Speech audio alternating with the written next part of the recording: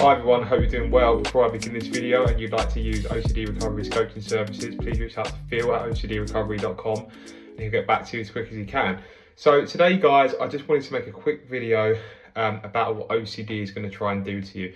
Alright, so OCD is going to try and intercept and interject everything that you want in your life. Okay, so for example, say you've worked really hard to get this specific job, and in the lead up to that job, you've really sort of gone for it.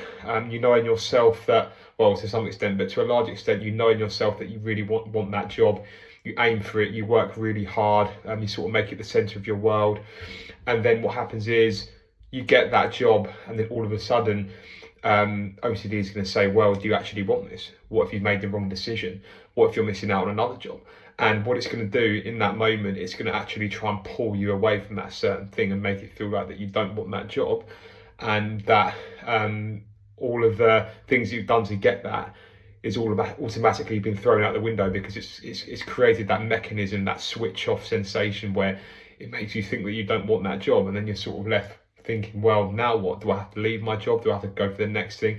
And you sort of have this churn of going through different jobs, all right? And it's very much the same with relationships, right?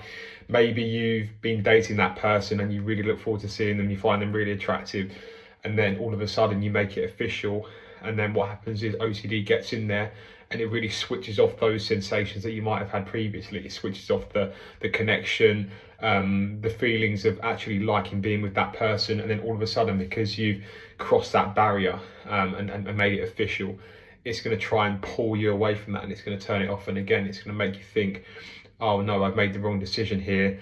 I need to get out of the position that I'm in. And then, you go through that cycle of churn when you find the next best thing, the next best thing, the next best thing.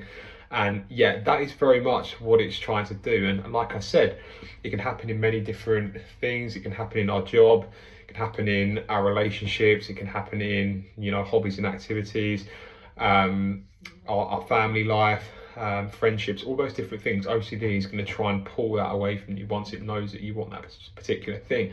And you might be thinking, well, what do I do in this situation then?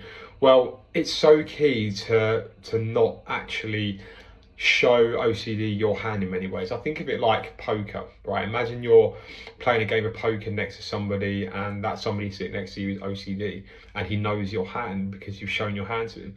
If you keep showing your hand to the OCD to what you want, maybe by compulsions, internal sort of checking, when you try and bolt down those certain feelings and sensations, when you really have something and put it on that pedestal, OCD knows that, and as you do that, as you try and force that and achieve that, it knows that you want that. And it's very much like showing your hand to the OCD, and then because you've shown your hand to it, it's going to pull away and make you think that you don't want that certain thing. After you actually get it, it's going to turn that off and give all those sensations as if it was real, as if you don't want it. And by showing our hand to the OCD, by really sort of wanting that thing, incessantly demanding it, the blinkers very much come on when we show over a period of time that internal forcing and that internal needing and trying to produce that certain outcome. OCD knows that, and it's going to try and get in there and meddle with that.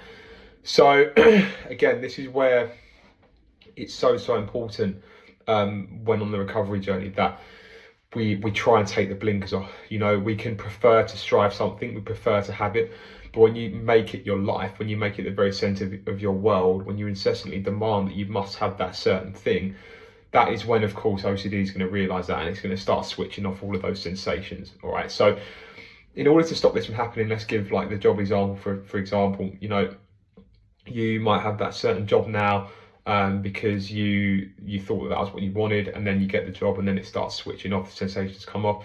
What you need to do is you need to stick with that for a prolonged period of time, and really give it your all. Don't be like going in that constant cycle and finding the next best thing, because not only with an OCD sense but with a life sense too, right? It's probably gonna reduce the chances of you maybe getting a promotion, or maybe you improving your income because you're constantly looking for the next best thing. So you need to think, right, I've made this decision here, I'm going to stick with it for the time being, maybe a couple of years at least. I'm going to try and do the best that I can with that, and try and deal with the fears and the worst case scenarios along the way. So for example, making the wrong decision, or being in the wrong job, or maybe putting up with new employees that you're not so familiar with. And it's about cushioning the blow of that once you've made that decision. And what OCD is going to do is it's going to make you doubt that you've made the right decision. And like I said, it's going to try and pull you away from that certain thing. It's going to make it feel like you need to get out of this because it's produced an uncomfortable sensation in the body that almost feels very alien to you and wasn't the same sensation that you had before you actually went into that situation.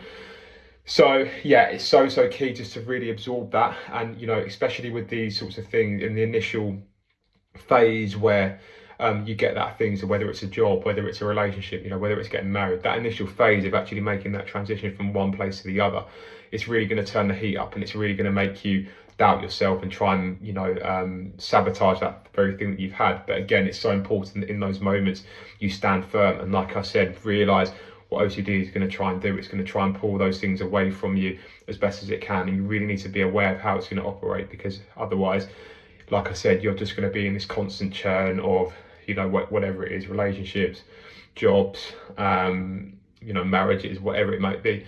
So yeah, so key just to be aware of what OCD is going to try and do in those moments in your life.